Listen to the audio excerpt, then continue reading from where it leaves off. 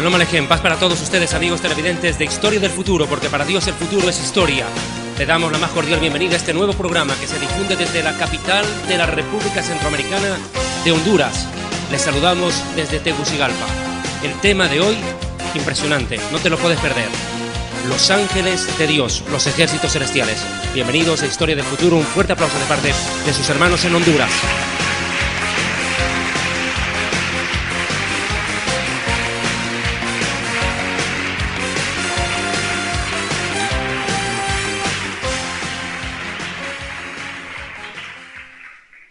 ¿Será que somos los únicos seres en el universo?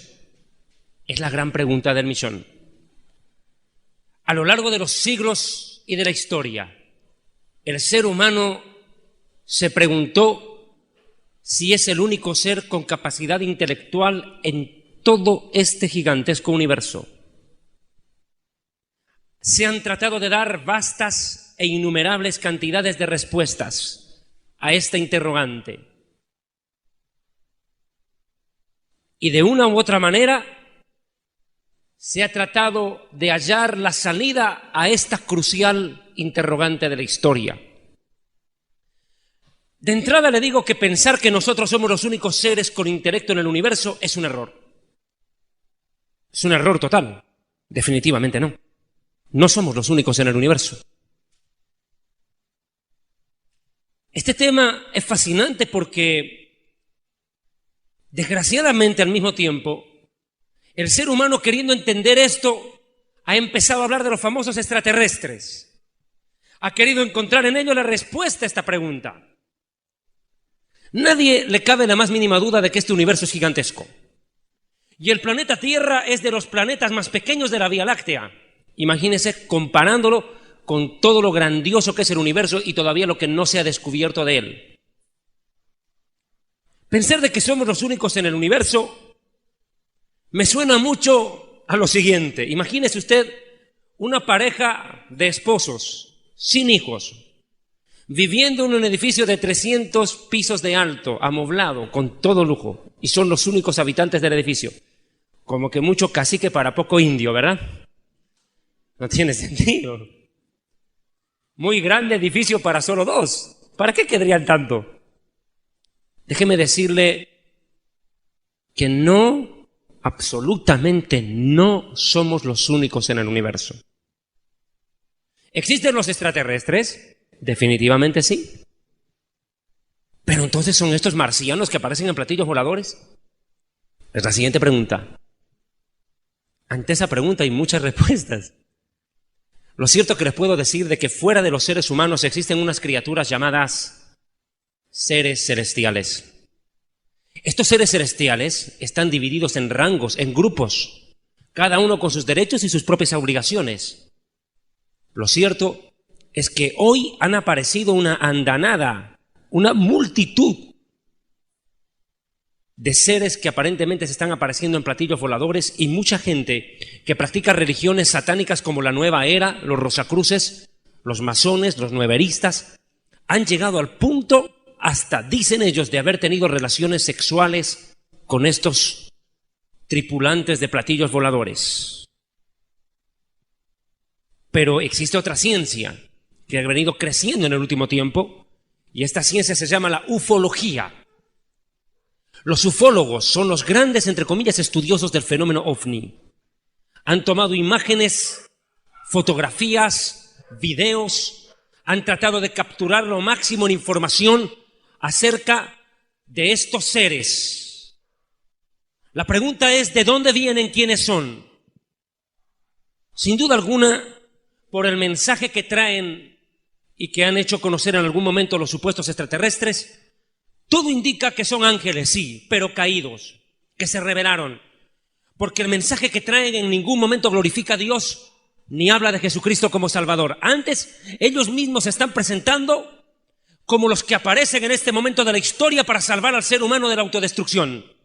Ellos se presentan como los salvadores de la especie humana. Por ende, pensar que estos que están apareciendo en platillos voladores sean amigos de la humanidad es un serio peligro, mi amigo. No hay duda alguna que es una manifestación demoníaca, sobrenatural. Pero extraterrestres sí son, porque no son creados en este mundo, no tienen su origen aquí. Ningún ángel, ni de Dios ni del diablo, nació aquí ni tiene cédula hondureña, por ende es extraterrestre. No son de este planeta, no son de este país, son extraterrestres. Voy a ir ya al desglose de la palabra ángel. La palabra ángel proviene del griego angelus, que significa mensajero, comisionado o enviado. Pero esta palabra angelus viene desde atrás, desde el idioma original, el hebreo. En el hebreo los judíos tenemos una palabra, malach, singular, malachim, plural. Seres mensajeros, seres enviados de otro mundo. Esa sería la traducción más correcta de lo que los hebreos llamamos el Olam Habá, el mundo eterno. Desde ahí nos mandan a este mundo que es pasajero, temporal, el planeta Tierra. La palabra ángel en la Biblia no solamente se refiere, déjeme decirle, a seres celestiales con alas, de los cuales hablaré en amplitud en esta conferencia que se está desarrollando aquí en Tegucigalpa, Honduras. Déjeme decirle esto, ángel en la Biblia también es llamado el predicador de carne y hueso que lleva el Evangelio. ¿Dónde está eso escrito? Sencillamente el libro del Apocalipsis nos da la respuesta de una manera concreta y contundente cuando vamos al Apocalipsis capítulo 2, versículo 1. Escribe al ángel de la iglesia en Éfeso, el que tiene las 7 estrellas, el que anda en medio de los 7 candeleros de oro, dice esto, el ángel de la iglesia de Éfeso. Al encabezar también el mensaje Esmirna, en el versículo 8, escribe al ángel de la iglesia en Esmirna, el primero y el postrero, el que estuvo muerto y vivió, dice esto. Y si quiere complementar, el mensaje a Pérgamo, Apocalipsis 2, versículo 12, escribe al ángel que está en la iglesia en Pérgamo, el que tiene la espada aguda de 2 filos, dice esto. Y así sucesivamente. Las 7 cartas del Apocalipsis comienzan precisamente con un mensaje al mensajero del lugar. Cuando habla de los 7 ángeles de las 7 iglesias, no se refiere a seres celestiales. Se está refiriendo al pastor encargado de la iglesia, al mensajero de Dios dentro de esa congregación, en este caso el pastor. Se refiere a él. O sea, ángel no solamente es un ser celestial, es todo predicador de la palabra de Dios. Ese es un mensajero de Dios. ¿Cuántos alaban a Dios? Aclaremos. Denle un aplauso, Señor.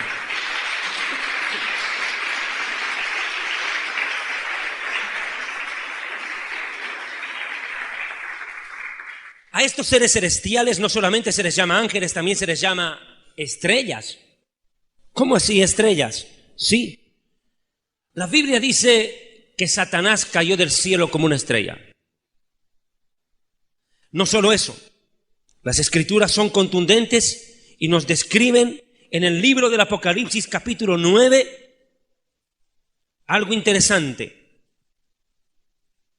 que me llama mucho la atención. Versículo 1, el 5.º ángel tocó la trompeta y vi una estrella que cayó del cielo a la tierra y se le dio la llave del pozo del abismo. Esta estrella no es una piedra luminosa, se refiere a un ser celestial que cae desde las alturas. Es más, la Biblia en el libro del Apocalipsis capítulo 12 dice que el diablo, el dragón en su caída, arrastró la 3ª parte de las estrellas. Se llevó la 3ª parte de los ángeles consigo en la rebelión. ¿Sabe lo que es la 3ª parte de los ángeles? Escúcheme bien. Los ángeles son una multitud incalculable en número.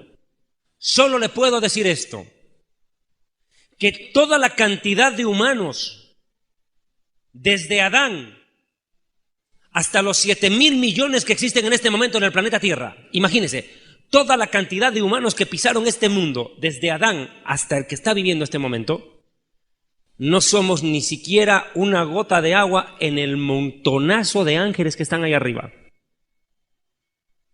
Son miles de millones de ángeles. No crea que en el cielo hay 200 millones de ángeles, no. Son miles de millones. Y de eso se llevó la 3ª parte del diablo, arrastrando en su rebelión. Estamos hablando de seres que forman multitudes. Los ángeles tienen ciertas características.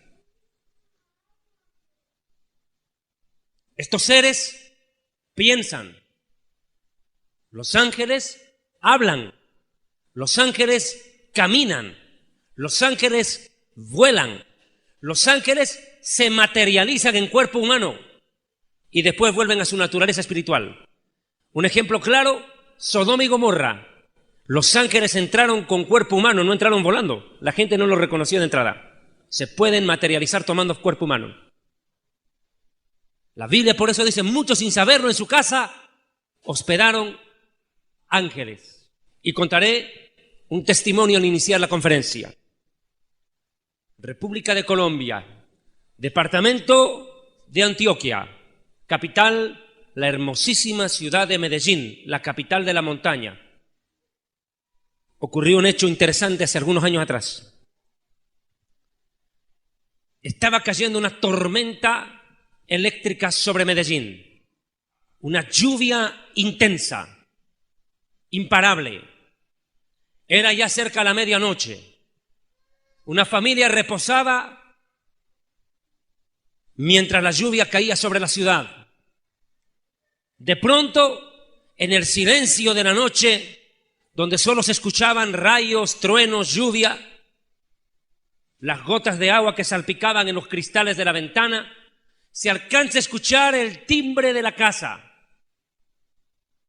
De pronto, el jefe de familia, el padre, reacciona y mira por la ventana, por la cortina, y ve una sombra junto a la puerta de un hombre que chorreaba agua y seguía tocando el timbre insistentemente. Entró la duda y el temor entre abrir la puerta o no a esa hora de la noche. Decidieron encender las luces de la habitación y de la casa y presurosamente el jefe de familia bajó a abrir la puerta. Bajaron los hijos varones al escuchar la bulla. De pronto toda la familia quedó aglomerada en la sala. Fue el padre de familia a abrir la puerta de calle y había un hombre que temblaba y tiritaba de frío, con un short y una camiseta manga corta y unas sandalias, no traía más. Este extraño personaje de la noche le dice al señor, al dueño de casa, por favor tenga la bondad, ayúdeme, tengo mucho frío, invíteme algo de comer o deme algo con que vestirme y secarme. Chorreaba, estaba empapado en agua. Ese momento, Dios tal vez tocó el corazón de este hombre que arriesgando la familia, arriesgando la vida, porque en una ciudad no es fácil hacer entrar a un extraño a la casa y menos a esa hora de noche, decidieron hacerlo entrar a casa y decirle rápidamente que entre y tome un baño caliente en la ducha. Mientras tanto buscaban algo de ropa que regalarle. Lo cierto es de que este forastero, después de haberse duchado, le dieron una sopa caliente para que entrara en calor.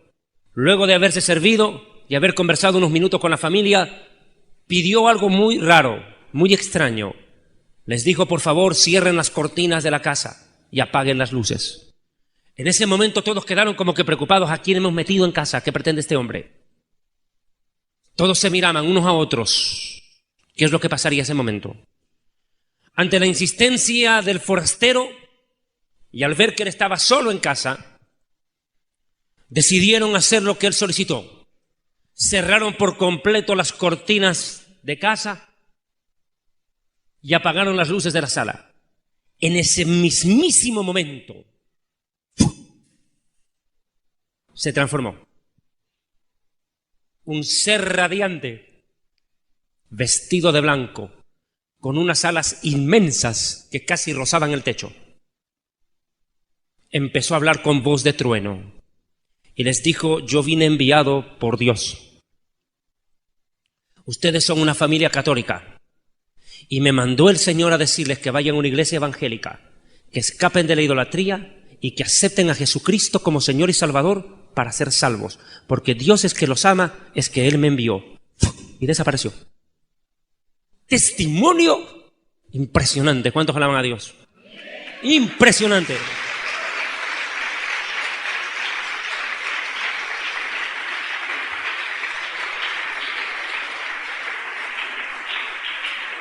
Y es lógico. Estamos hablando de Medellín, la ciudad más católica de Colombia, donde estudian para curas. Una ciudad tradicionalmente católica, hermética muchas veces a la predicación del Evangelio. Pero esta familia, luego de la visita de este ser celestial, este ángel, que se transformó, entró como humano, pero luego se transformó y dejó un mensaje claro. Esto es importante. Todo ángel que viene de parte de Dios tiene que presentar un mensaje justo y correcto. Y lo compruebo. Es más, el fruto, el resultado, es la conversión de esa familia en Colombia. Hoy en día esa familia sirve al Señor y hasta donde tengo entendido uno de los hijos ya es pastor. Mira el resultado. ¿Cuántos alaba a Dios? Impresionante, ¿no?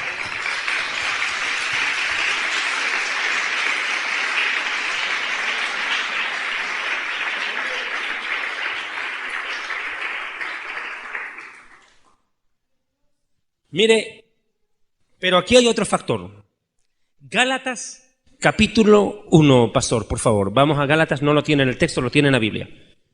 Vea que los ángeles tienen que traer un mensaje y el mensaje tiene que ir de acorde al Evangelio, no un mensaje antibíblico, extrabíblico, peligroso contra la sana doctrina. Vea, por favor, Gálatas capítulo 1, versículo 8 y 9. Pero si aún nosotros o un ángel del cielo os anuncia un evangelio diferente del que os hemos anunciado, sea anatema. Como antes hemos dicho, también ahora lo repito. Si alguien os predica un evangelio diferente del que habéis recibido, sea anatema. O sea que el mensaje angelical tiene que ser siempre sujeto a la verdad bíblica. ¿Y por qué lo digo? Porque algunos ángeles locos o endemoniados aparecieron diciendo tontería y media. Un ejemplo, los mormones. Supuesta aparición del ángel Moroni a José Smith, el fundador de la secta de los mormones. Supuestamente le entrega unas tablillas de oro que Smith tuvo que traducir y que de ahí viene el libro Mormón, que es otro evangelio. Entonces los dos estaban locos. El ángel con un mensaje falso y más loco el que le creyó y lo difundió. La famosa secta de los mormones. Vea, empezaron con una supuesta revelación de un ángel. ¿Quién sabe? Este ángel existió y se manifestó, pero el mensaje que trajo contradice el texto bíblico y presenta otro evangelio, pisoteando la verdad. O sea que los ángeles tienen que ser probados. La Biblia dice, probad los espíritus si son de Dios. Todo espíritu que confiesa que Jesucristo ha venido en carne, o sea que Dios se hizo hombre, ese es de Dios. El que no, devuélvanlo nomás al abismo. Mándenlo nomás al abismo, que es el lugar donde tiene que estar ese demonio encerrado. Todo ángel tiene que obedecer cuando trae un mensaje. Pero en esta pequeña introducción, porque recién vamos a entrar en tema, vamos a desarrollar las categorías de seres celestiales. Son varios grupos de ángeles, clasificados por el grado de por el número de sus alas, por el grado de actividades y obligaciones que desarrollan. Empezaré con el nivel más elevado de la gradación angelical. Estos son llamados seres ardientes en español, o seres de fuego, los famosos serafines. ¿Quiénes son ellos? Los serafines son seres que rodean el trono de Dios, son los encargados de alabar a Dios y de cantarle al universo entero la identidad de Dios. ¿Cuál es la identidad de Dios? Su santidad. Su santidad es la identidad de Dios, la santidad es la identidad. Y estos personajes aparecen junto al trono de Dios, lo repito una vez más, declarando que Él es santo, santo, santo. El Ministerio Evangelístico Internacional Kedushá, Santidad, presenta Jerusalén y la Tierra Prometida, el plan de Dios para Israel y el fin de los tiempos en Historia del Futuro, porque para Dios el futuro es historia.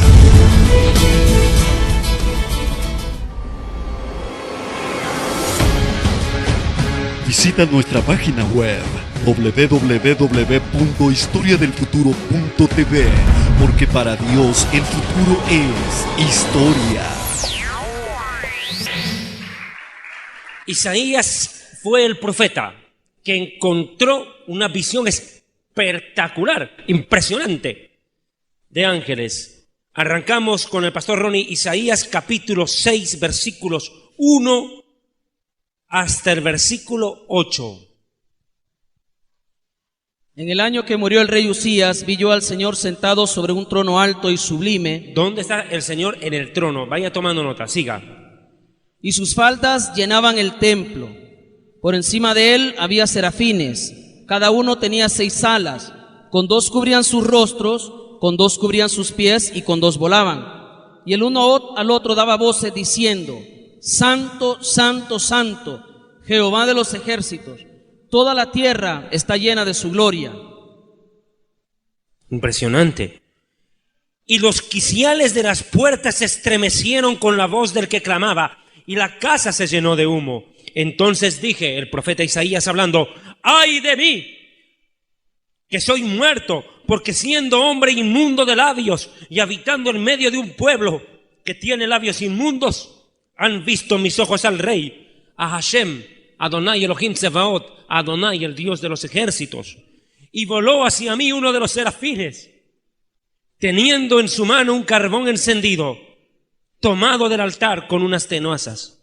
Y tocando con él sobre mi boca, dijo: he aquí que esto tocó tus labios, y es quitada tu culpa, y limpio tu pecado. Lo purificó.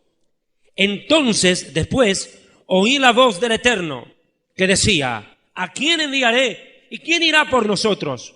Entonces Isaías tembloroso responde: heme aquí, envíame a mí.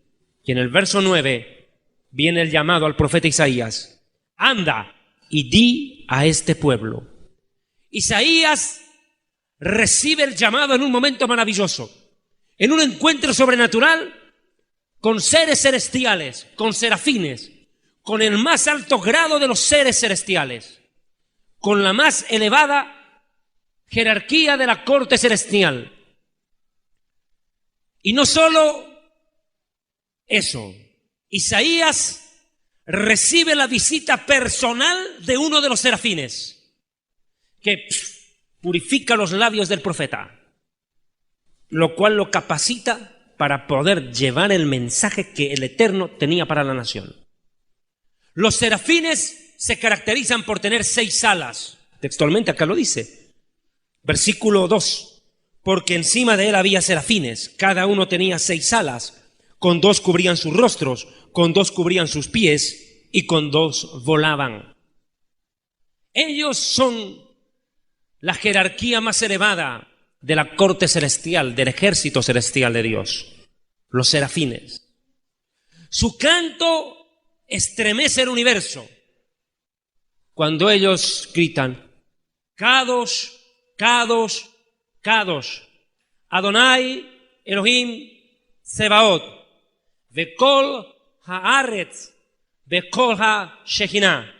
Santo, santo, santo es el Señor Dios Todopoderoso. Toda la tierra está llena de su gloria.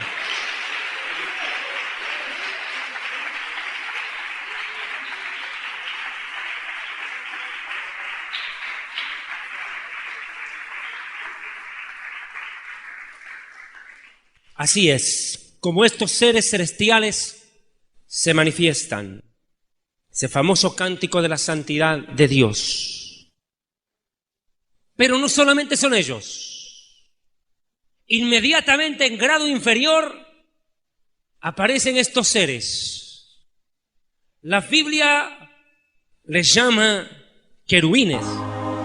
Y harás un propiciatorio de oro fino. Su longitud será de 1 metro y 10 centímetros de largo por 66 de ancho. Harás también 2 querubines de oro, labrados a martillo, y los colocarás en los 2 extremos del propiciatorio. Colocarás a un querubín en cada extremo del propiciatorio, de una pieza con él. Y los querubines tendrán sus rostros el uno enfrente del otro, mirando al propiciatorio con sus alas extendidas por encima de él. Coloca dentro del arca las tablas de piedra inscritas con las cláusulas del testimonio que te daré. Luego coloca el propiciatorio encima del arca. Y de allí me declararé a ti, y hablaré contigo de sobre el propiciatorio, de entre los dos querubines de oro que están sobre el arca del testimonio. Desde allí te diré mis mandamientos para los hijos de Israel.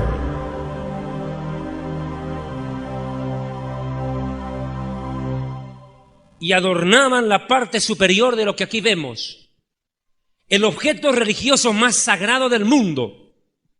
Y para nosotros los judíos, después de que salimos de Egipto, se convirtió, sin duda, en el lugar donde la presencia de Dios moraba, en el arca de la alianza, lo que los hebreos llamamos el Arón HaKodesh, el arca sagrada, el arca de la alianza. En este objeto sagrado, originalmente hecho de madera acacia forrada con oro puro, descansó la Shekinah, la presencia de Dios. El arca sagrada o el arca de la alianza tenía esta parte superior que nosotros los hebreos llamamos el propiciatorio, y sobre el propiciatorio la figura de dos querubines.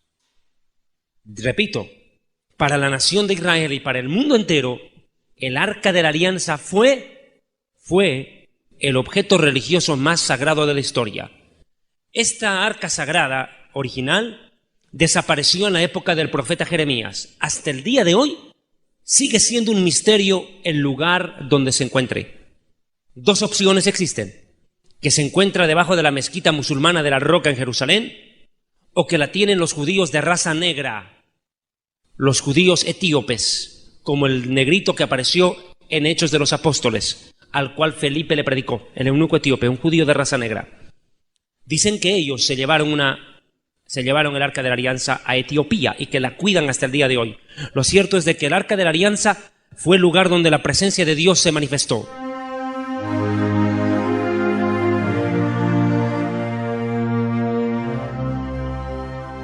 Harás un candelero de oro puro, labrado a martillo. Todo el candelero y sus decoraciones formarán de una sola pieza: su pie, su caña, sus copas, sus botones y sus flores.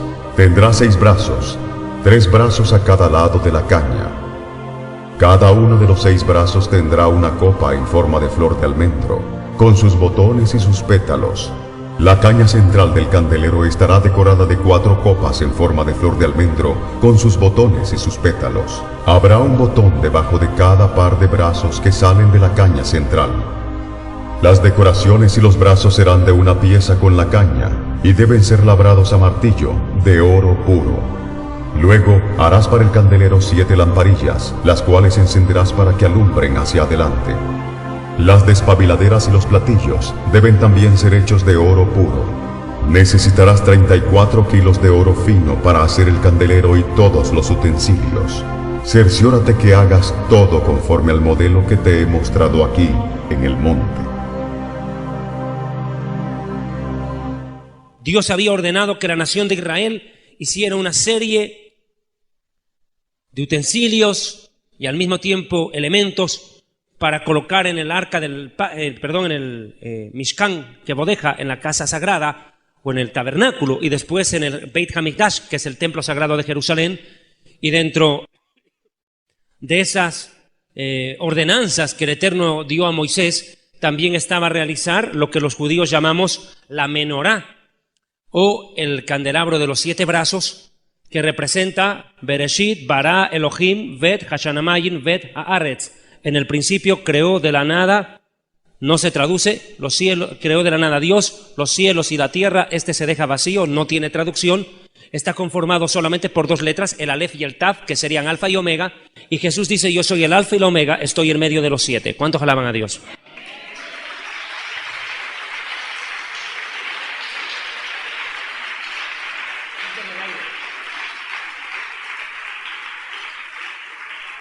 Mire, y no solo eso, representan Pesaj, Pascua, Shavuot, Pentecostés, Sukkot, tabernáculos, Shabbat, el día de reposo, el sábado, Yom Kippur, día del perdón o día de la expiación, Yom Teruah, día de las trompetas o Rosh Hashanah, año nuevo judío, y el Bikurim, la fiesta de las primicias, las 7 fiestas de Israel. No solo eso, representan los 7 días de la semana.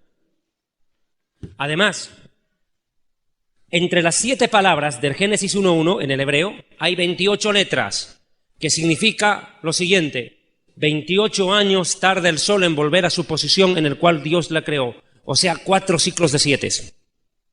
Todo está ahí. Todo está ahí. Yo para dar una conferencia de Génesis 1.1, solo 1.1 de Génesis, necesito 4 horas. Todo está escrito ahí. Todo está escrito ahí. La primera palabra del Génesis es Bereshit, en el principio. ¿En el principio de qué? En el principio del tiempo, la luz, el calor, la energía, el espacio y el movimiento. O sea que Dios creó el tiempo, sí señor. Dios creó la materia, el espacio y el movimiento. En el principio. Todo está escrito ahí. Creó de la nada los cielos y la tierra. Creó de la nada. Dios no tenía materia prima. Empezó creando, lo primero que Dios creó es el agua y el fuego. Los mezcló y creó los cielos. La palabra cielos en hebreo significa shamayim. Mezcla de la palabra esh, fuego, aim, agua. Fuego y agua conforman el cielo. Una tormenta eléctrica es precisamente fuego y agua. ¿Cuántos alaban a Dios?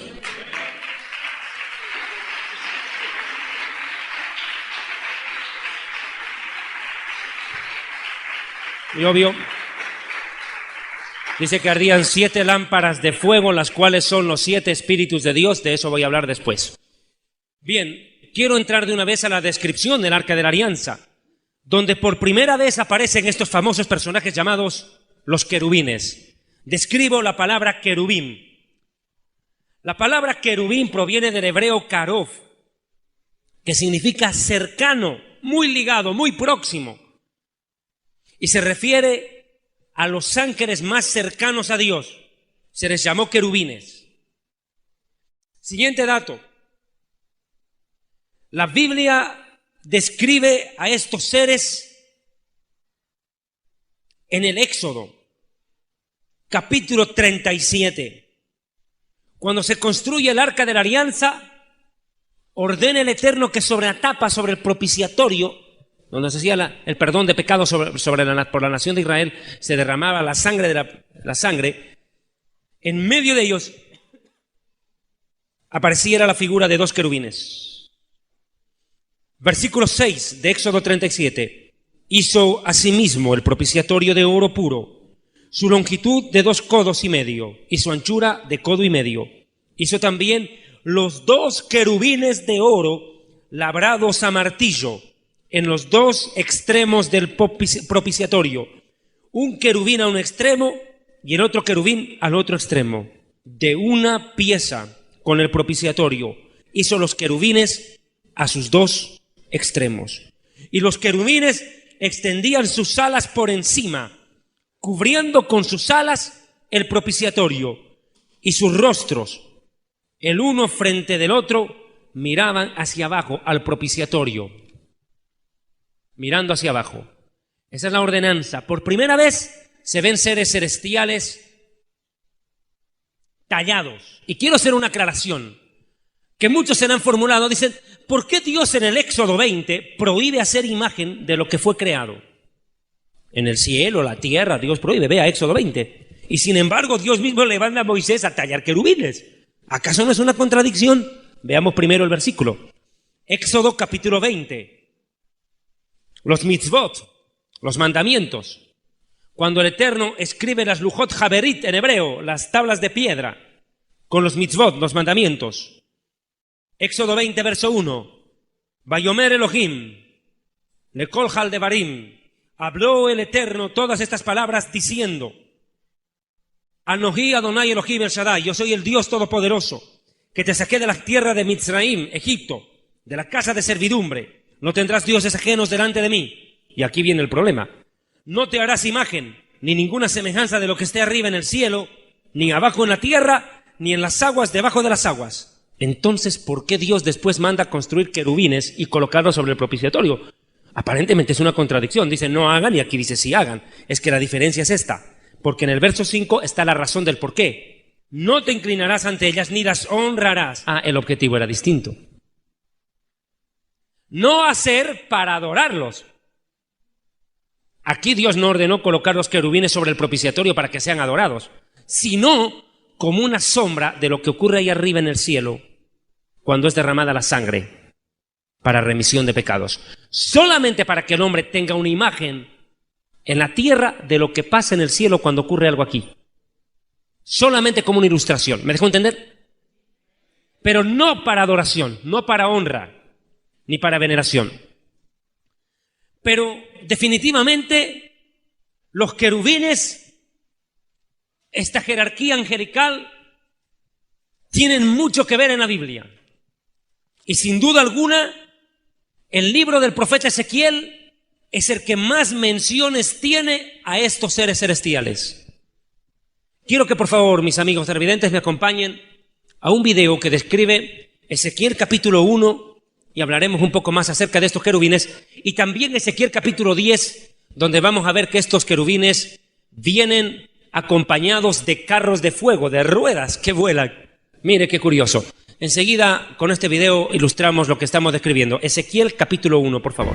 Libro de Ezequiel, capítulo 1.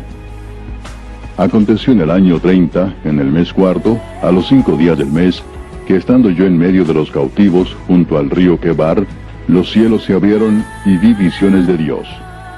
En el 5.º año de la deportación del rey Joaquín, a los 5 días del mes, vino palabra de Jehová al sacerdote Ezequiel, hijo de Buzi, en la tierra de los caldeos, junto al río Quebar. Vino allí sobre él la mano de Jehová. Y miré, y he aquí venía del norte un viento tempestuoso, y una gran nube, con un fuego envolvente, y alrededor de él un resplandor, y en medio del fuego algo que parecía como bronce refulgente, y en medio de ella la figura de 4 seres vivientes. Y esta era su apariencia. Había en ellos semejanza de hombre. Cada uno tenía 4 caras y 4 alas. Y los pies de ellos eran derechos, y la planta de sus pies como planta de pie de becerro, y centelleaban a manera de bronce muy bruñido. Debajo de sus alas, a sus 4 lados, tenían manos de hombre, y sus caras y sus alas por los 4 lados. Con las alas se juntaban el uno al otro, no se volvían cuando andaban, sino que cada uno caminaba derecho hacia adelante. Y el aspecto de sus caras era cara de hombre, y cara de león al lado derecho de los 4, y cara de buey a la izquierda en los 4. Asimismo había en los 4 cara de águila. Así eran sus caras. Y tenían sus alas extendidas por encima, cada uno 2, las cuales se juntaban, y las otras 2 cubrían sus cuerpos. Y cada uno caminaba derecho hacia adelante, hacia donde el Espíritu les movía que anduviesen, andaban, y cuando andaban, no se volvían. Cuanto a la semejanza de los seres vivientes, su aspecto era como de carbones de fuego encendidos, como visión de hachones encendidos que andaba entre los seres vivientes, y el fuego resplandecía, y del fuego salían relámpagos. Y los seres vivientes corrían y volvían a semejanza de relámpagos.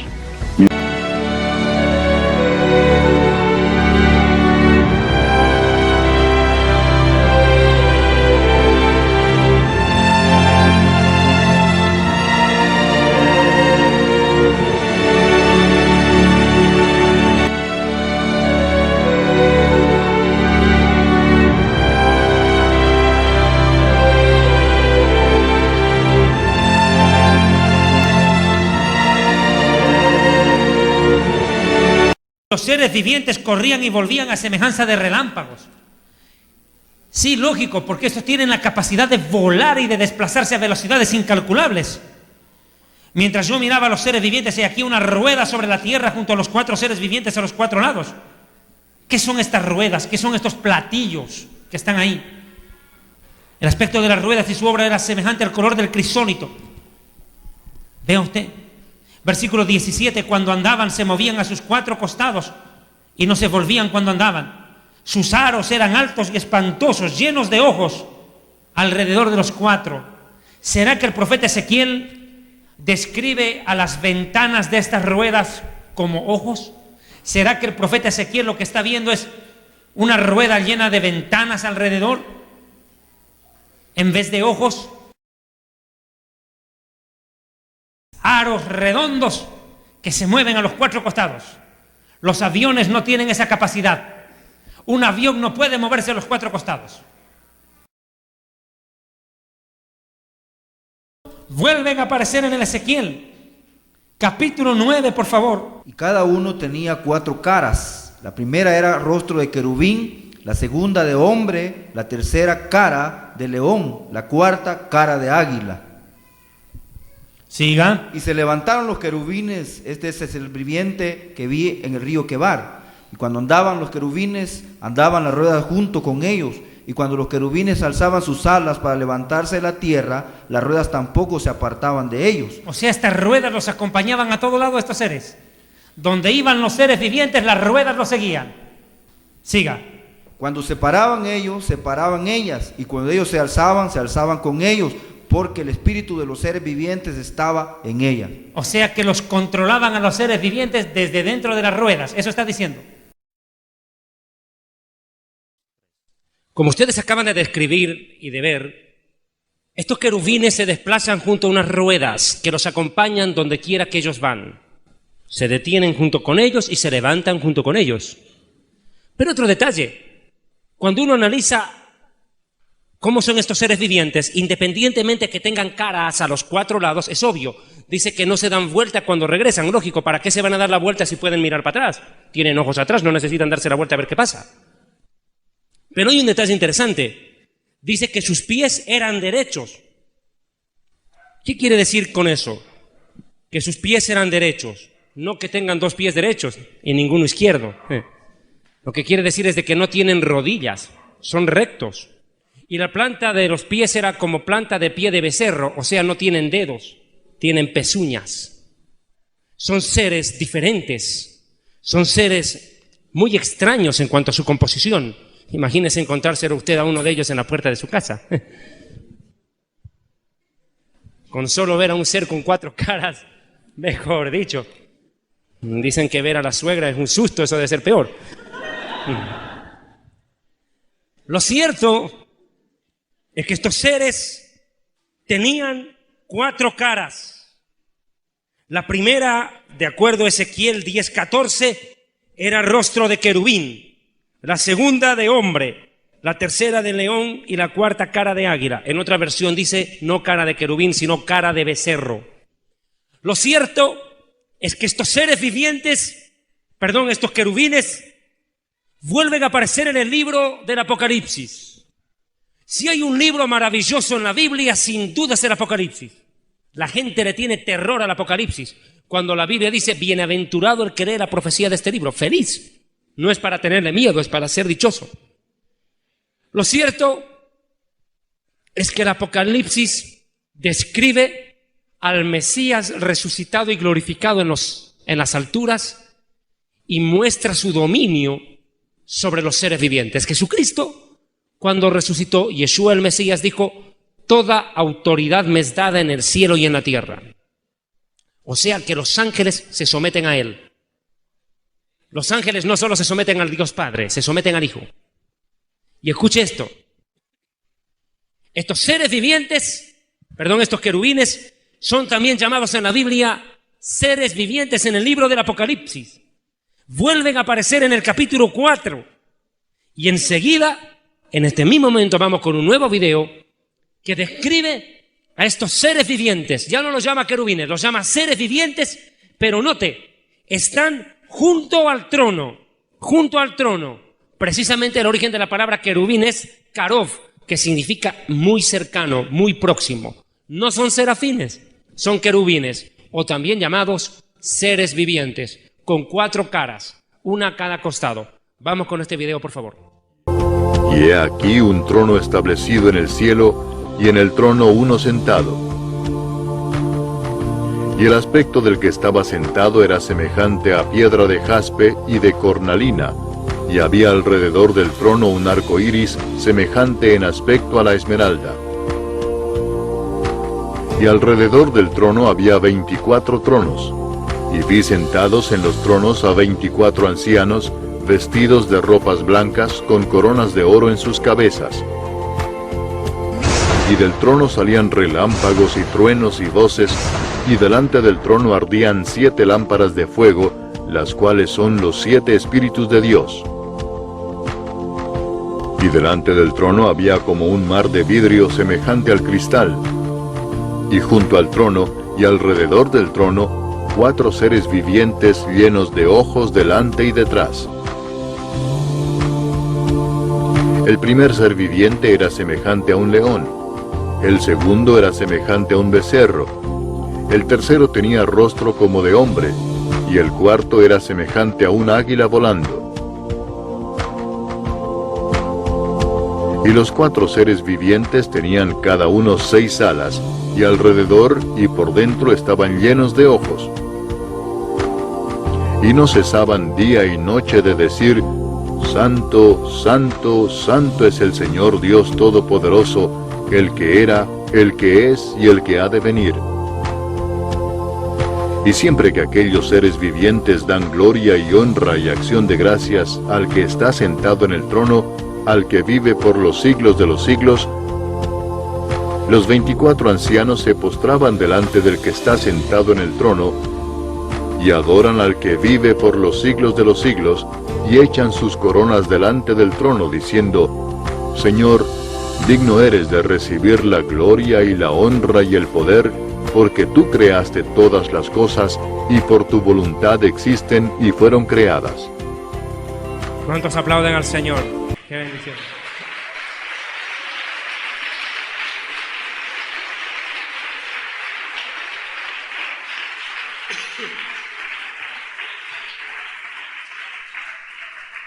Uno no alcanza a comprender ni a imaginar lo maravilloso que será estar ese momento allí.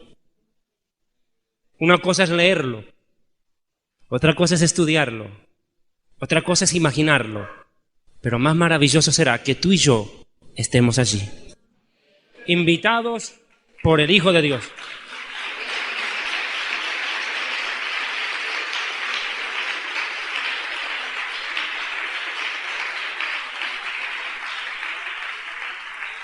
Maravillosa y espectacular imagen, visión del Apocalipsis 4. El trono del Padre con Él sentado allí. Y delante del trono arden 7 lámparas de fuego, las cuales son los 7 Espíritus de Dios, que representan al Espíritu Santo manifestado con plenitud. ¿Cuáles son los 7 Espíritus de Dios?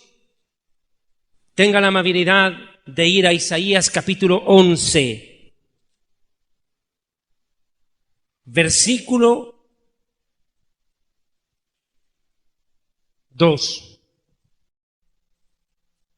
Isaías 11:2, hablando del Mesías, inclusive desde el verso 1, saldrá una vara del tronco de Isaí, abuelo de David, padre del rey David, y un vástago retoñará de sus raíces, de la línea de David, el Mesías, hijo de David. Y sobre el Mesías, se entiende que habla de él, reposará sobre él 1, el Espíritu del Eterno, 2, Espíritu de sabiduría, 3, Espíritu de inteligencia, 4, Espíritu de consejo, 5, Espíritu de poder, 6, Espíritu de conocimiento y 7, Espíritu de temor al Eterno. ¿Cuántos alaban a Dios? Son los 7 Espíritus.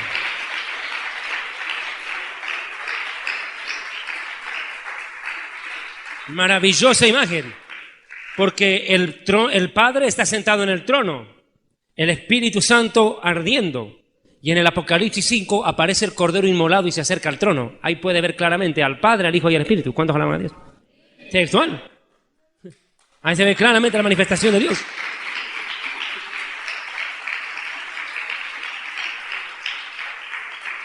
La pregunta es, ¿y estos seres vivientes quiénes son?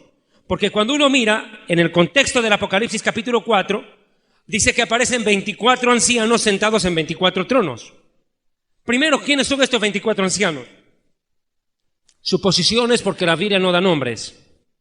Se entiende que son por lo menos los 12 apóstoles, y los otros 12 serían los 12 patriarcas de las 12 tribus de Israel. Otra posición dice que son 24 siervos del Señor que a lo largo de la historia le sirvieron en el ministerio. Hombres de Dios que tendrán el honor de sentarse en 24 tronos y estar cerca al Señor. Pero no solamente están ellos, en representación de la iglesia. Porque estos 24 ancianos representan a la iglesia, no representan a los ángeles, no representan a los animales ni a las plantas. Representan al reino humano redimido a través de la iglesia. Pero a través de la sangre del Cordero a la iglesia, diré, mejor dicho, porque la iglesia no redime, es el Mesías el que redime. Pero quiero hacer una puntualización. Dice que estos seres vivientes tienen semejanza. Mire, uno dice el primer ser viviente era semejante a un león. El segundo era semejante a un becerro. El tercero tenía rostro como de hombre, pero no era humano. Tenía rostro como de hombre, pero no era humano. Y el cuarto era semejante a un águila volando. ¿Qué representan estos? León, becerro, semejanza humana y águila. Representa los 4 evangelios. Los 4 evangelios. El primer ser viviente es semejante a un león. El león representa el evangelio de Mateo. Mateo no fue escrito para los romanos, ni para los griegos, fue escrito para los judíos. Si hay un evangelio que describe a Yeshua como el Mesías judío, la expectativa mesiánica completada y concretada en él es Mateo. En Mateo se presenta a Yeshua como el león de Judá, el Mesías rey, el rey león, que conquista la nación y conquista las naciones, la nación de Israel y conquista las naciones, y las gobierna. Yeshua es presentado como el Melech HaMelachim, el rey de reyes. Yeshua HaMelech Israel, Jesús el rey de Israel, presentado en Mateo. Yeshua es Ari Be'al Yehudá, en hebreo, el león de Judá. Yeshua es Ariel, el león de Dios. ¿Cuántos alaban al Señor? Mateo.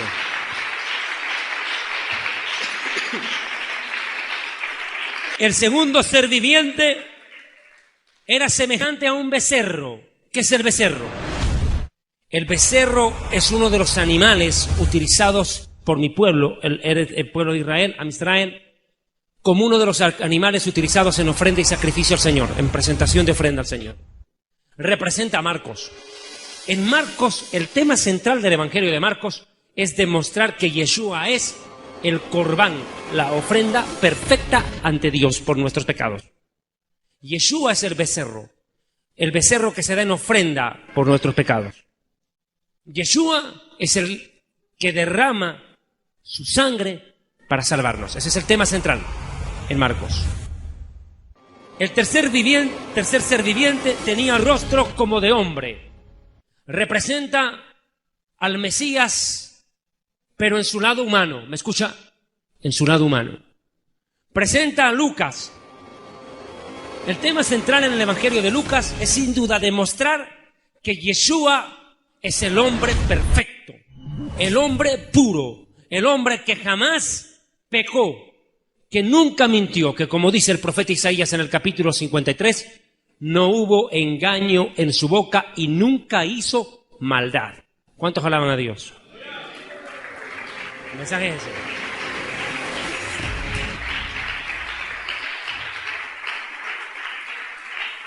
Y el cuarto ser viviente era semejante a un águila volando.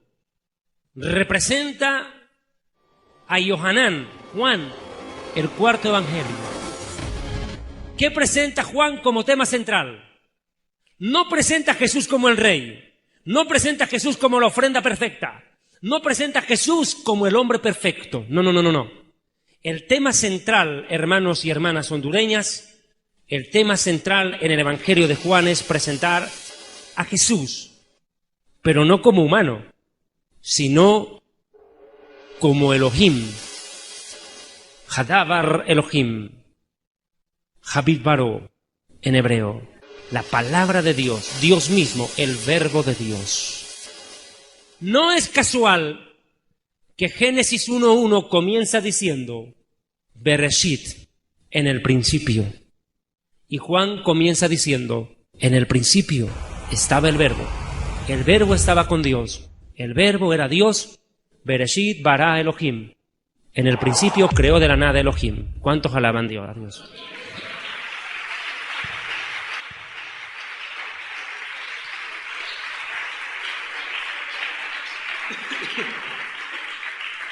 Vea usted. Y note que son los mismos seres celestiales. Y estos también tienen un cántico parecido al de los serafines. Kadosh, Kadosh, Kadosh, Adonai, Elohim, Sebaot. Santo, santo, santo, Dios Todopoderoso. El Ministerio Evangelístico Internacional Kedushá, Santidad, presenta Jerusalén y la Tierra Prometida, el plan de Dios para Israel y el fin de los tiempos en Historia del Futuro, porque para Dios el futuro es historia.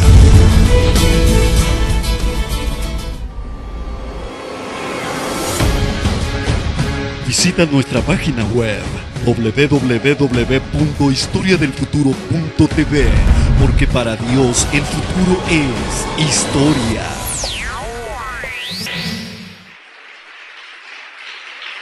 Él es Dios Santo, Dios Todopoderoso, el que era, el que es y el que ha de venir. Yo quiero que por favor me acompañe al siguiente video, por favor, complementando lo que vengo explicando. El primer ser viviente era semejante a un león. El segundo era semejante a un becerro. El tercero tenía rostro como de hombre. Y el cuarto era semejante a un águila volando. ¿Qué representa el león? Al león de Judá, el Mesías, presentado en el primer evangelio de la Biblia. El segundo era semejante a un becerro, representa el evangelio de Marcos. El otro tenía rostro como de hombre, representa la naturaleza humana de Yeshua. Jesús era humano, se hizo humano. Y el cuarto ser viviente era semejante a un águila volando. Representa a Yohanan, Juan, el cuarto evangelio. Bien, acabamos de ver una vez más la imagen un poco más pausada sobre estos cuatro seres vivientes. Pero déjeme decirle algo. Todo indica que Dios no creó cuatro querubines. No, mi amigo.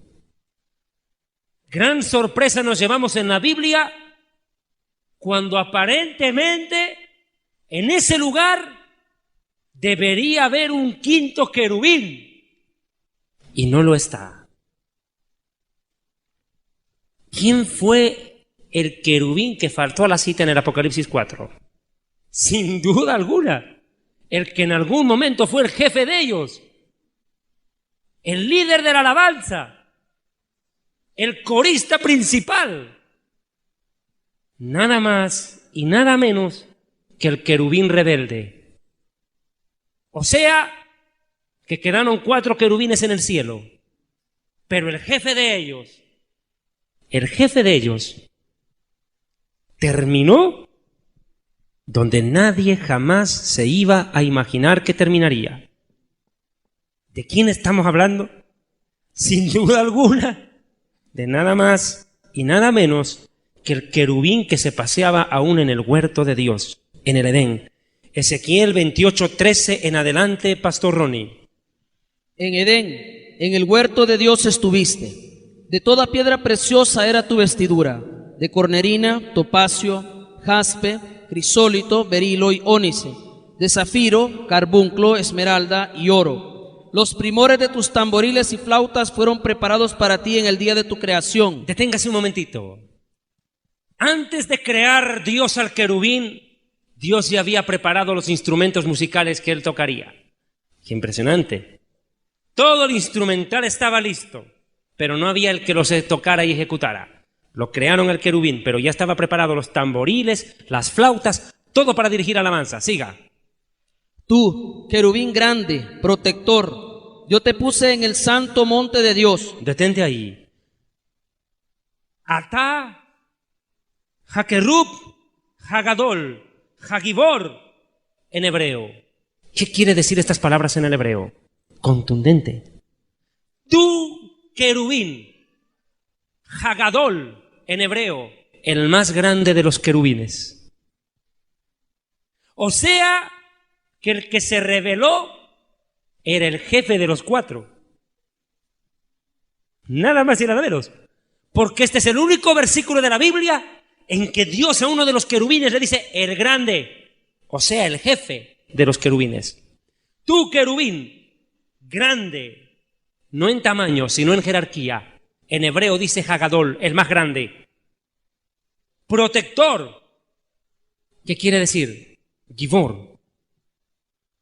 Yo te puse en el santo monte de Dios. ¿Y cuál es el santo monte de Dios? Hebreos capítulo 10, 26 dice, la Jerusalén celestial, el santo monte de Dios, la nueva Jerusalén. Mire usted, siga leyendo. Allí estuviste, y en medio de las piedras de fuego te paseabas. Deténgase, habla en pasado, no en presente. O sea que ya no está más allí. Te paseabas en medio de las piedras de fuego. Caminaba en medio del circuito del universo.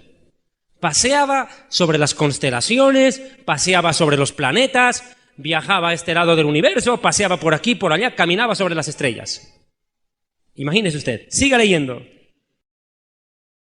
Perfecto eras en todos tus caminos desde el día en que fuiste creado hasta que se halló en ti maldad. Ah, qué buena pregunta. ¿Cómo pudo haber el diablo haberse revelado si no hubo otro diablo que lo tentara? ¿No es lógico? ¿Cómo pudo haberse revelado el diablo si no había otro diablo que lo tentara? La respuesta es sencilla. No hubo otro demonio que lo tentara, la maldad estaba dentro de él ya. Se despertó la maldad. Y mire a causa de qué. Siga. A causa de tu intenso trato comercial te llenaste de iniquidad y pecaste, por lo cual yo te eché del monte de Dios y te arrojé de entre las piedras del fuego, querubín protector. Te eché, te expulsé, fuera. Sal del cielo, siga. Se enalteció tu corazón a causa de tu hermosura, corrompiste tu sabiduría a causa de tu esplendor. Yo te arrojaré por tierra y delante de los reyes te pondré por espectáculo. Con tus muchas maldades y con la iniquidad de tus tratos comerciales profanaste tu santuario. Yo pues saqué fuego de en medio de ti, el cual te consumió, y te puse en ceniza sobre la tierra ante los ojos de todos los que te miran. Todos los que te conocieron de entre los pueblos se quedarán atónitos por causa tuya. Serás objeto de espanto y para siempre dejarás de ser. Gracias. Mire, textual. Se enalteció tu corazón, soberbia, a causa de tu hermosura, vanidad, por tu sabiduría. El tipo se ensoberbeció, se envaneció, se enorgulleció. Ese fue el pecado. Y note en el verso 15, perfecto eras en todos tus caminos. Era perfecto. El sello de la hermosura. Era el sello de la hermosura. Impresionante. El sello de la perfección. De todos los seres celestiales que Dios creó, este era lo más hermoso, lo más perfecto y lo más sabio. Pero mire dónde terminó con su soberbia. Sin duda alguna, el querubín que se reveló, Luzbel, terminó siendo Hasatán, en hebreo, el adversario, el enemigo. Fue echado del santo monte de Dios, solo para que tomen cuenta. Y hoy, no solamente eso, Satanás en su rebelión quiso ser Dios. La Biblia dice en el libro del Apocalipsis, de Isaías capítulo 14, algo contundente. ¿Qué hizo que el diablo cayera y se rebelara y perdiera su posición de querubín? Isaías capítulo 14, por favor. Versículo 9. El Seol abajo se espantó de ti. Despertó muertos que en tu venida salieran a recibirte. Hizo levantar de sus sillas a todos los príncipes de la tierra y a todos los reyes de las naciones. Todos ellos darán voces y te dirán: ¿tú también te debilitaste como uno de nosotros y llegaste a ser como uno de nosotros? Descendió al Seol tu soberbia. Estaba en lo más alto del cielo y cayó hasta lo más profundo de la tierra. Y el sonido de tus arpas, mire, era músico. Era músico el diablo. Gusanos serán tu cama, gusanos te cubrirán. ¿Cómo caíste del cielo, oh lucero, hijo de la mañana? Cortado fuiste por tierra, tú que debilitas a las naciones. Tú que decías en tu corazón: subiré al cielo en lo alto. Junto a las estrellas de Dios, o sea, los ángeles, levantaré mi trono. Y en el monte de Dios, en el monte del testimonio, me sentaré a los lados del norte. Y sobre las alturas de las nubes subiré y seré semejante al Altísimo. Mas tú, derribado eres hasta el infierno, hasta el Seol, a los lados del abismo.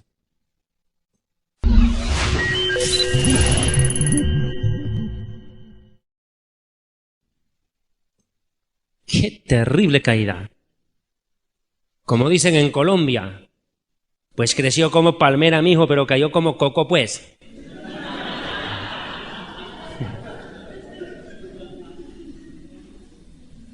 Subió tan alto que terminó tan bajo. El precio de la soberbia de un músico que fue creado para adorar a alguien superior, pero empezó a adorarse a sí mismo. Y fue el principio de su caída. Y hoy en día, ¿cuántos músicos se trepan a los altares de la iglesia con el mismísimo corazón del diablo? Que cuando se paran en los altares, suben a hacer gala de su musculatura o de su voz, y no a glorificar a Dios. Que cantan canciones sin ni siquiera analizar el texto, si es bíblico o antibíblico. Cantan canciones emocionales y sentimentales que hacen llorar, chillar, pero no transforman. Canciones como: estoy en tus brazos, quiero sentir tu perfume, escucharte y sentir tu voz a la mañana. No sabe si le dijo a la esposa, a la moza o al amante. Nunca sabe a quién le cantan. Son canciones sin destinatario. Canciones sin receptor. Nunca mencionan a Dios. Nunca mencionan a Jesús y las cantan en las iglesias. Porque son canciones escritas deliberadamente para gustar a la gente del mundo y hacerse ricos ellos. Y hacerse ricos también dentro de la iglesia. Canciones donde no mencionan a Jesús porque se avergüenzan del evangelio y le niegan delante de los hombres. Cantantes y músicos como Satanás, que tienen talento para la música, pero un corazón corrompido y soberbio como el mismísimo Satanás. Hoy en día son los que se suben a la mayoría de los púlpitos de las iglesias y son aquellos que están dirigiendo, entre comillas, la alabanza y el modelo de adoración de la mayoría de las iglesias evangelocas que cantan y repiten como loros lo que no entendieron. Se avergüenzan. Y eso es lo que tenemos. Cantantes y músicos cristianos que cantan estupideces, como me robaste el corazón, como la niña de tus ojos, que más parece la canción de un homosexual a otro, descontextualizando el texto del profeta Zacarías, y otras canciones más, que están de boca en boca, de labio en labio, del pueblo evangélico. Y cuando uno escucha, esas canciones llegan a los oídos de la gente secular y piensa que fueron escritas para una mujer. Y en efecto, fueron escritas para gustar como canción romántica en el mundo, pero nunca fueron escritas con la intención de llegar al corazón de Dios.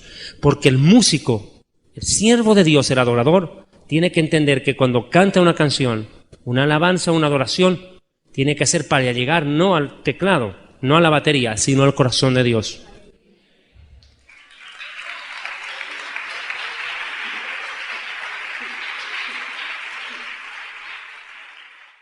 Vamos a ver ahora la tercera gradación angelical. Hemos hablado de los serafines, hemos hablado de los querubines y todavía lo que me falta es mucho. Los famosos Ofanim. ¿Quiénes son ellos? Los Ofanim, tercer grado en jerarquía celestial, sustentan el trono de Dios y transmiten su voluntad a otros seres de su misma categoría. Los grandes sabios Jajamim de Israel describen este tipo de ángeles con una belleza espectacular en sus alas.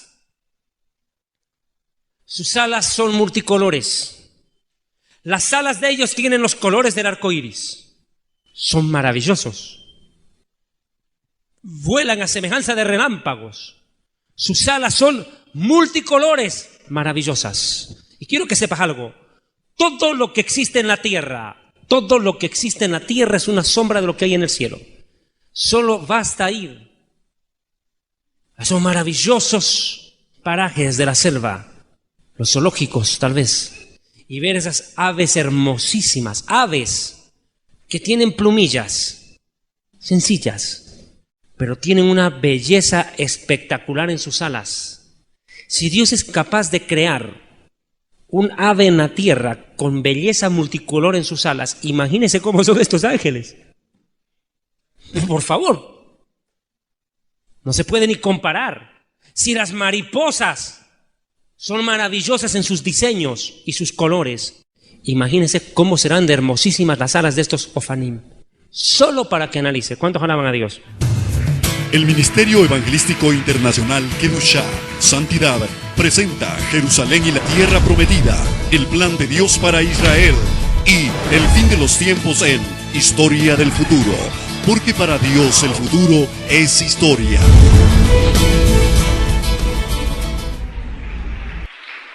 Mire, estos famosos Ofanim se les conoce con el nombre de, escuche bien, tronos. Atiéndame acá, por favor. Cuando digo tronos, no me refiero a sillas, no me refiero a sillones, a butacas. No, mi amigo. En la Biblia la palabra trono también se refiere a la categoría de ángeles. Colosenses capítulo 1, verso 16. Lea, pastor, por favor. Porque en él fueron creadas todas las cosas, las que hay en los cielos y las que hay en la tierra, visibles e invisibles, sean tronos, sean dominios, sean principados, sean potestades. Todo fue creado por medio de él y para él. Mire este versículo de Colosenses. Agrupa todas las categorías angélicas menores. Escúchame bien. No menciona serafín, no menciona querubín ni arcángel, de lo cual voy a hablar enseguida, los arcángeles. Pero agrupa a otro conglomerado de seres celestiales. Los tronos, los dominios o autoridades, los principados y las potestades. Y que quiero hacer una aclaración puntual. Cuando hablamos de principados, de potestades, no siempre estamos hablando de las jerarquías satánicas, porque el diablo odia a Dios, sin embargo a quien más imita es a él. Qué curioso, el diablo aborrece a Dios, pero en todo lo imita. El diablo también tiene sus categorías de demonios, claro, están distribuidos en categorías, pero aquí hay que ser claro, Dios tiene tronos a cargo, dominios, principados y potestades.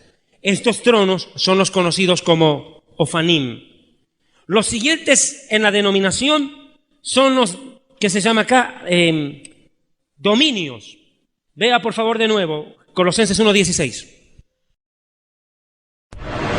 Porque en él fueron creadas todas las cosas, las que hay en los cielos y las que hay en la tierra, visibles e invisibles, sean tronos, sean dominios, sean principados, sean potestades. Todo fue creado por medio de él y para él. Ahora, después de haber descrito los Ofanim, que son los tronos, vamos ahora con los dominios. ¿Quiénes son los dominios o dominaciones? Atiéndame por favor a la explicación. ¿Quiénes son los dominios? son jerarquías de ángeles. Se les denomina así por lo siguiente, escuche bien, tienen la orden de ejecutar la voluntad de Dios, distribuyendo a los ángeles inferiores en sus funciones y ministerios. Se caracterizan, escuche bien, por dominar, por eso se les llama dominios, por dominar sobre reinos creados. Me explico, atiéndeme bien. Gobiernan sobre el reino acuático, el reino mineral, reino vegetal y reino animal. Los 4 reinos son gobernados por ángeles. Escúchame, me está atendiendo, ¿verdad? Hay ángeles que cuidan el reino acuático, otros que cuidan el reino mineral, otro ángel que cuida el reino vegetal y otro que cuida el reino animal. Escuche, el jefe de ellos es el famoso ángel Rafael, el jefe de ellos. El jefe de los dominios o dominaciones es el ángel Rafael. Él es el encargado, después de Dios, a Rafael, y Rafael ordena a otros ángeles inferiores que gobiernen sobre el reino acuático, mineral, vegetal y animal. O sea que los animales tienen ángeles que los protegen, que cuidan de ellos. Las plantas, los minerales y el reino acuático. ¿Ah, sí? ¿Dónde está eso en la Biblia? ¿No lo leyó? Pues mire lo que vamos a ver enseguida en el siguiente video, Apocalipsis 16. Vea lo que viene en el siguiente video. El segundo ángel derramó su copa sobre el mar, y éste se convirtió en sangre como de muerto, y murió todo ser vivo que había en el mar.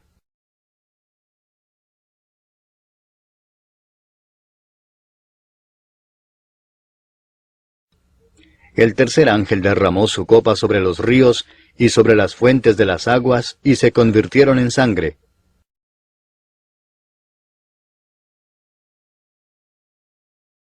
Y oí al ángel de las aguas que decía: Justo eres tú, oh Señor, el que eres y que eras, el Santo, porque has juzgado estas cosas. Por cuanto derramaron la sangre de los santos y de los profetas, también tú les has dado a beber sangre, pues lo merecen. Ve usted, el versículo 5 de Apocalipsis 16 es contundente. Oí al ángel de las aguas. Ve usted que hay un ángel encargado de las aguas. Alguien entre los seres celestiales que tiene potestad sobre el reino acuático. Y en este momento, de acuerdo a este pasaje bíblico del Apocalipsis, tiene la orden de ejecutar juicio contra las aguas y convertirlas en sangre y provocar muerte en el mar y en los ríos. Vea usted, hay un ángel que gobierna sobre las aguas, literalmente lo dice. Y oí al ángel de las aguas que decía: Justo eres tú, oh Señor. Vea usted, ángel de las aguas. Pero sepa algo, y enseguida vamos con el siguiente video, no solamente hay ángeles que gobiernan sobre el agua, no, mi amigo. Hay ángeles que gobiernan sobre los 4 puntos cardinales y hay ángeles que gobiernan sobre el viento, sobre el granizo, sobre la nieve, sobre la lluvia, sobre los relámpagos. Ángeles que gobiernan sobre cada cosa que nosotros podemos ver. Detrás de todo fenómeno natural hay un ángel que está controlándolo todo por orden de Dios. ¿Cuántos alaban a Dios? Es tremendo. Esto no es así. Impresionante. Véalo, por favor. Apocalipsis capítulo 7, escuchen. Capítulo 7. Después de esto vi 4 ángeles en pie sobre los 4 ángulos de la tierra, que detenían los 4 vientos de la tierra, para que no soplase viento alguno sobre la tierra, ni sobre el mar, ni sobre ningún árbol. Vi también a otro ángel que subía de donde sale el sol, y tenía el sello del Dios vivo, y clamó a gran voz a los 4 ángeles, a quienes se les había dado el poder de hacer daño a la tierra y al mar, diciendo: No hagáis daño a la tierra, ni al mar, ni a los árboles, hasta que hayamos sellado en sus frentes a los siervos de nuestro Dios. Y oí el número de los sellados, 144,000 sellados de todas las tribus de los hijos de Israel. O sea que los ángeles están distribuidos en los 4 puntos cardinales, con funciones de detener o dejar pasar el viento, la lluvia, el mar, etc. Los ángeles actúan directamente detrás de todo fenómeno natural. ¿Me está escuchando? Los ángeles pueden provocar el tsunami. ¿Lo provocaron ellos? ¿Por orden de Dios? El ángel de las aguas da una orden al mar para que el mar golpee la tierra y entre a una ciudad. De lo contrario, el mar no puede hacer lo que le da la gana. Escrito está que una hoja de un árbol no cae sin permiso de Dios. Y Dios emite su permiso por medio de los ángeles. ¿No cree usted que los ángeles están echados en una hamaca en el cielo comiendo maná? No, mi amigo. Los ángeles están trabajando todo el tiempo sin descanso porque ellos no se cansan. Todo el tiempo están trabajando. Qué maravilloso irse al cielo, ¿no? Tremendo. Miren, ahora quiero que veamos por favor esto sobre los principados y las potestades. Hay algunos pasajes bíblicos que me interesa que por favor veamos. Colosenses capítulo 2, versículo 10. Vamos a ver un poquitito más acerca de estos principados, potestades, cómo la Biblia los describe. ¿Usted encontró ya? Colosenses capítulo 2, versículo 10. Y vosotros estáis completos en él, que es la cabeza de todo principado y potestad. Retroceda a Efesios capítulo 1, versículo 20-21. Efesios capítulo 1, versículo 20 y 21.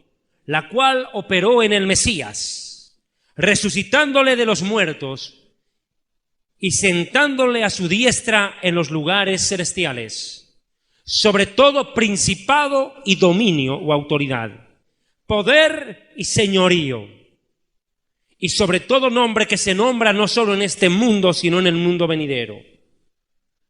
Y Efesios 3, versículo 10, para que la multiforme sabiduría de Dios ahora sea dada a conocer por medio de la Iglesia a los principados y potestades en los lugares celestiales.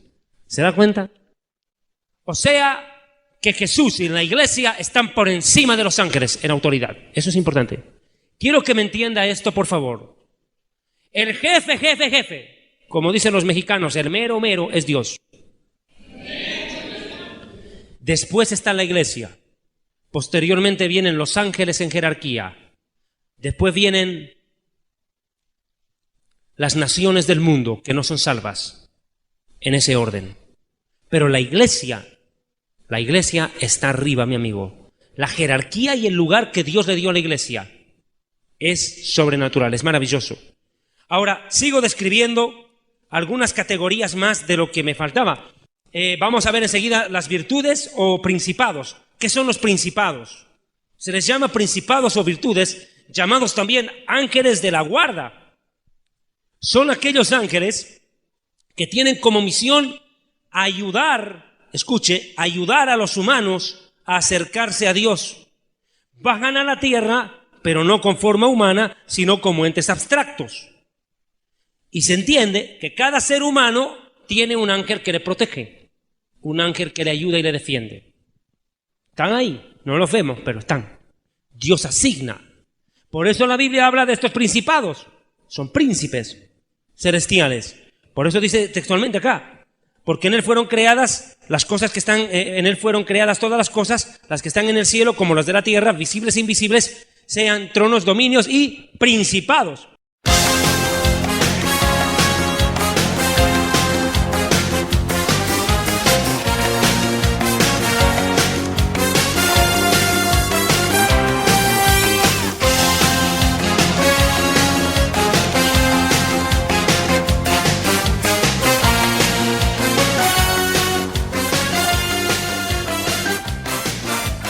Mi mami